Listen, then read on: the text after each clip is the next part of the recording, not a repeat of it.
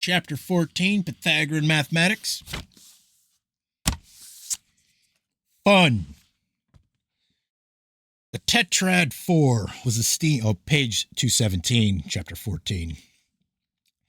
The tetrad 4 was esteemed by the Pythagoreans as the primogenial number, the root of all things, the fountain of nature, and the most perfect number. All tetrads are intellectual. They have an emergent order and encircle the world as the imperium passes through it. While the Pythagoreans expressed wherein God is called the number of numbers. This is because the decade, or 10, is composed of 1, 2, 3, and 4. The number 4 is symbolic of God because it is symbolic of the first 4 numbers. Moreover, the tetrad is the center of the week, being halfway between 1 and 7. The tetrad is also the first geometric solid.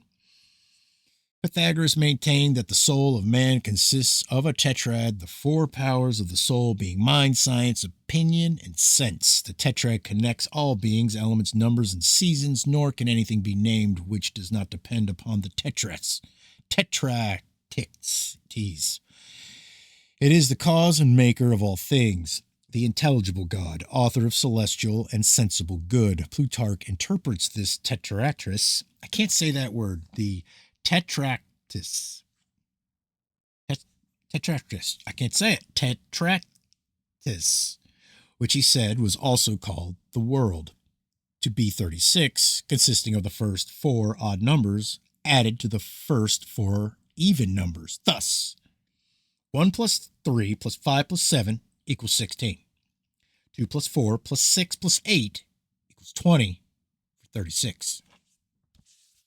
So you know. Key words given to the tetrad are impetuosity, strength, virility, two-mothered, and the key keeper of nature, because the universal constitution cannot be without it. It is also called harmony and the first profundity. The following deities partook of the nature of the tetrad: Hercules, Mercury, Vulcan, Bacchus, and Urana, one of the muses. The triad represents the primary colors and the major planets, while the tetrad represents the secondary colors and the minor planets. From the first triangle come forth the 7 spirits, symbolized by a triangle and a square. These together form the Masonic apron. The pentrad, 5, is the union of an odd and an even number, 3 and 2. Among the Greeks, the pentagram was a sacred symbol of light, health, and vitality. It also symbolized the 5th element, ether. Because it is free from the disturbances of the 4 lower elements, it is called equilibrium because it divides the perfect number 10 into 2 equal parts. The pentad is symbolic of nature, for when multiplied by itself, it returns into itself just as grains of wheat, starting in the form of a seed, pass through nature's processes and reproduce the seed of the wheat as the ultimate form of their own growth. Other numbers multiplied by themselves produce other numbers, but only 5 and 6 multiplied by themselves represent and retain their original number as the last figure in their products. The pentad represents all the superior and inferior beings. It is sometimes referred to as the Hierophant, or the priest of the mysteries, because of its connection with the spiritual ethers, by means of which mystic development is attained. Keywords of the pentad are reconciliation, alternation, marriage, immortality, cordiality, providence, and sound. Among the deities who partook of the nature of the pentad were Pallas, Nemesis, Babustia, Bast, Venus, Androgyna, Cytherea, and the messenger of Jupiter. The tetrad, the elements, plus the monad equals the pentad. The Pythagoreans taught that the elements of earth, fire, air, and water were permeated by a substance called ether, the basis of vitality and life. Therefore, they chose the 5-pointed star or pentagram as the symbol of vitality, health, and interpenetration. Customary for the philosophers to conceal the element of earth under the symbol of a dragon, and many of the heroes of antiquity were told to go forth and slay the dragon. Hence, they drove their sword, the monad, into the body of the dragon, the tetrad. This resulted in the formation of the pentad, a symbol of the victory of the spiritual nature over the material nature. The four elements are symbolized in the early biblical writings as the four rivers that poured out of the Garden of Eden. The elements themselves are under the control of the composite cherubim of Ezekiel. The Pythagoreans held the hexad 6 to represent as Clement of Alexandria conceived the creation of the world according to both the prophets and the ancient mysteries. It was called by the Pythagoreans the perfection of all the parts. This number was particularly sacred to Orpheus and also to the fate Lachesis and the muse of Thalia. It was called the form of forms, the articulation of the universe, and the maker of the soul. Among the Greeks, harmony and the soul were considered to be similar in nature because all sounds are harmonic. The hexad is also the symbol of marriage because it is formed by the union of two triangles, one masculine and the other feminine. Among the key words given to the hexad are time, for it is the measure of a duration; panacea, because health is equilibrium, and the hexad is a balanced number; the world, because the world, like the hexad, is often seen to consist of contraries by harmony; omnisufficient, because its parts are sufficient for totality. 3 plus 2 plus 1 equals 6. Unwearied, because it contains the elements of immortality. By the Pythagoreans, the heptad 7 was called worthy of veneration. It was held to be the number of religion because man is controlled by 7 celestial spirits to whom it is proper for him to make offerings.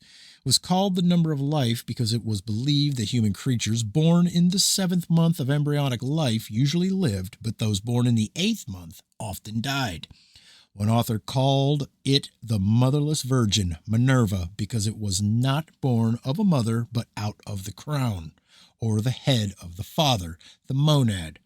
Keywords of the heptad are fortune, occasion, custody, control, government, judgment, dreams, voices, sounds, and that which leads all things to their end.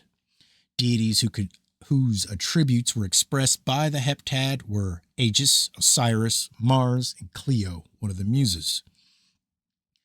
Among many ancient nations, the heptad is a sacred number. The Elohim of the Jews was supposedly 7 in number. They were the spirits of the dawn, more commonly known as the archangels controlling the planets. The 7 archangels with 3 spirits controlling the sun in its threefold aspect constitute the 10, the sacred Pythagorean decade. The mysterious Pythagorean tetraras of 4 rows of dots increasing from 1 to 4 was symbolic of the stages of creation.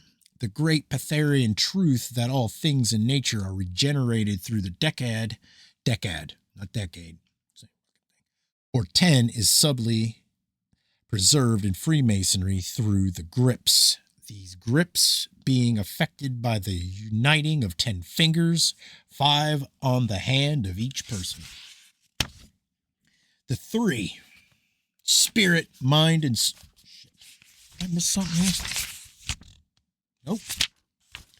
The 3, spirit, mind, and soul descended into the 4, the world, the sum being the 7, or the mystic nature of man consisting of 3-fold spiritual body and a 4-fold material form. These are materialized by the cube, which has 6 surfaces and a mysterious 7th point of wisdom.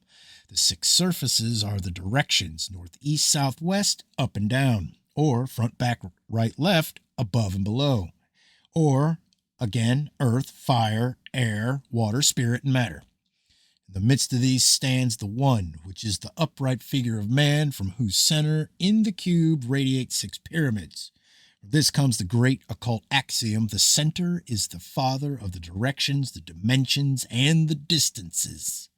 The heptad is the number of the law because it is the number of the makers of cosmic law, the 7 spirits before the throne.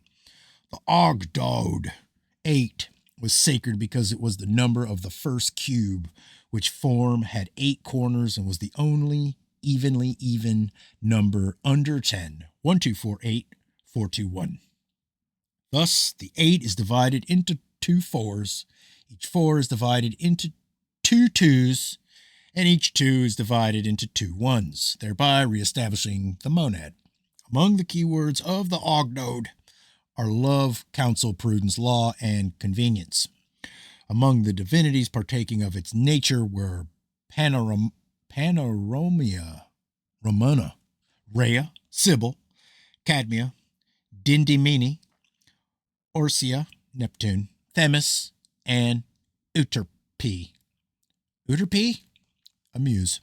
The Ognode was a mysterious number associated with the Eleusinian mysteries of Greece and the Cabrini, or Cabiri. It was called the Little Holy Number. It derived its form partly from the twisted snakes on the caduceus of Hermes and partly from the serpentine motion of the celestial bodies, possibly also from the moon's nodes. The Enid, 9, was the first square of an odd number, 3 by 3. It was associated with failure and shortcoming because it fell short of the perfect number, 10 by 1. It was called the number of man because of the 9 months of his embryonic life. Among its key words are ocean and horizon, because to the ancients these were boundless. The Enid is the limitless number because there is nothing beyond it but the infinite, 10. It was called boundary and limitation because it gathered all numbers within itself. It was called the sphere of the air because it surrounded the numbers as air surrounds the earth. Among the gods and goddesses who partook in greater or less degree of its nature were Prometheus, Vulcan, Juno, the sister and wife of Jupiter, Paeon, and Aglaea, Tritogenia, Curates, Proserpine, Hyperion, and Terpsichore, a muse. The 9 was looked upon as evil because it was an inverted 6. According to the Eleusinian mysteries, it was the number of the spheres through which the consciousness passed on its way to birth. Because of its close resemblance to the spermatozoan, the 9 has been associated with germinal life. The decad, 10, according to Pythagoreans, is the greatest of numbers not only because it is the tetras, the 10 dots, but because it comprehends all arithmetic and harmonic proportions. Pythagoras said that 10 is the nature of the number, because all nations reckon to it, and when they arrive at it, they return to the monad. The decad was called both heaven and the world because former includes the latter. Being a perfect number, the decad was applied by the Pythagoreans to those things relating to age, power, faith, necessity, and the power of memory. It was also called unwearied because, like God, it was tireless. The Pythagoreans divided the heavenly bodies into 10 orders. They also stated that the decad perfected all numbers and comprehended within itself the nature of odd and even, moved and unmoved, good and ill. They associated its power with the following deities: Atlas, for it carried the numbers on its shoulders; Urana, Mnemosyne, the sun; Phanes, and the one god. The decimal system can probably be traced back to the time when it was customary to reckon on the fingers, these being among the most primitive of calculating devices and still in use among many Aboriginal people. That's it. Next chapter would be the human body and symbolism.